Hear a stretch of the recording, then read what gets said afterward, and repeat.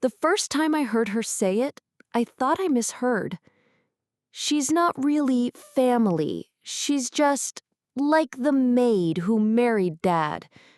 The words slipped from her lips casually, like they meant nothing. She was sipping her iced latte, nails painted an expensive shade of red, surrounded by her college friends in the living room I had decorated, furnished, and cleaned for years. They all laughed. Even my husband, her father, smirked. He didn't correct her. He didn't defend me. He just sipped his whiskey and said, "Don't be cruel." But the smirk lingered.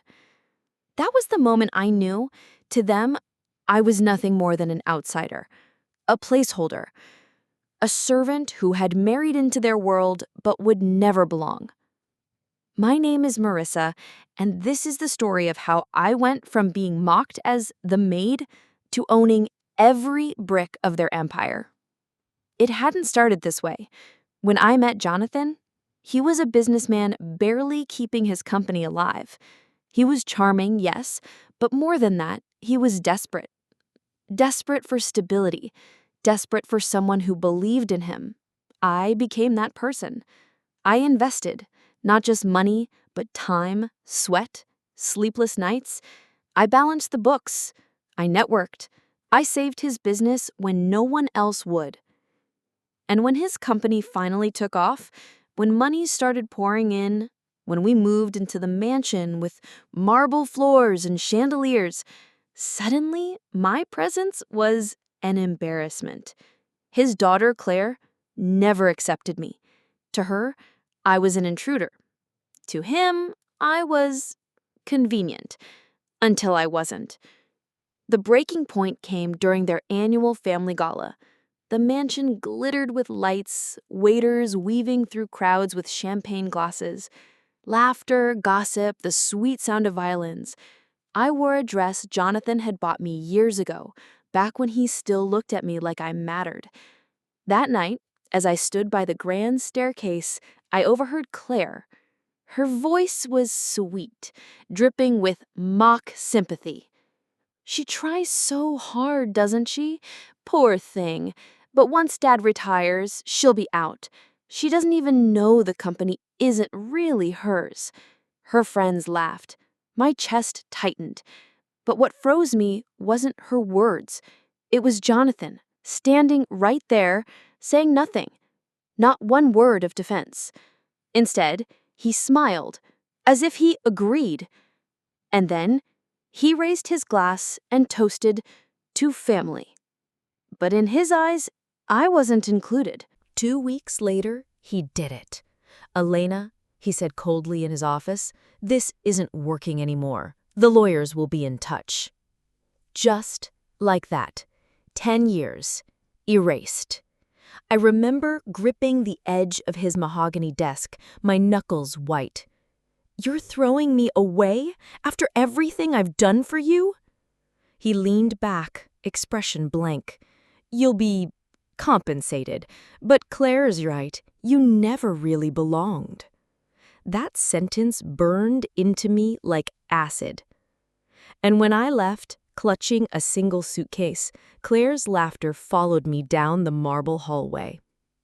But here's what they didn't know. While they dismissed me as just the maid, I had been quietly building. Every late night I spent handling the books, I wasn't just keeping the company afloat, I was documenting everything. Every deal I closed, every cent I invested, every email proving I was more than a wife. I was the architect. And now their arrogance was my weapon. I hired the best attorney in the city. We didn't just prepare for divorce, we prepared for war. When the court date arrived, Jonathan strutted in with Claire by his side, both wearing smug little smiles. But as my lawyer unveiled contract after contract, investment after investment, his face drained of color. Claire's smirk faltered. Because the truth was undeniable. Half of everything was mine.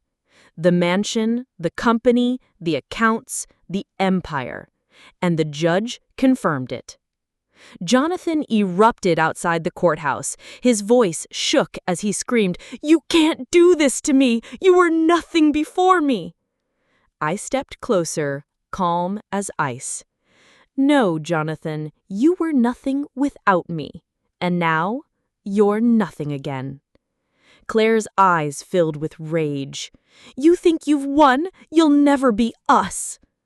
I smiled. "Claire, darling, I don't want to be you. I own you." Her face went pale.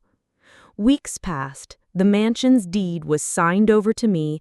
Jonathan moved out, humiliated, into a smaller house. The company, now under my control, thrived without his reckless decisions. And the gala? Oh, I hosted it again. Same chandeliers, same violin music, same guests. But this time, when I stood at the grand staircase, all eyes were on me. I raised my glass to family and to never underestimating the woman you called the Maid. The room erupted in applause. Claire wasn't there. Neither was Jonathan. They couldn't bear to watch me shine in the house they thought I'd never belong in. And that was sweeter than any toast. Because revenge isn't about screaming. It isn't about fire. It's about silence, success. Walking through the halls of the mansion they thought I could never claim, and knowing that every laugh, every insult, every betrayal led me right here. And that's how the Maid became the Queen.